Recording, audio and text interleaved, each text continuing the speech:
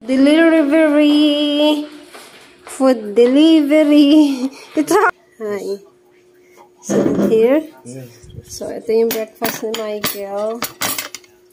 Pepino, konting asin, tapos itlog, na merong lettuce, inibabaw ko, tapos bell pepper, hiniwa-hiwa, tapos saging, tapos small size ng tinapay na may butter. So, bon appetit!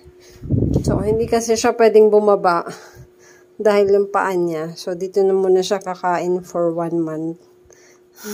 Pag wala na si nanay, sasabay na kaming kumain.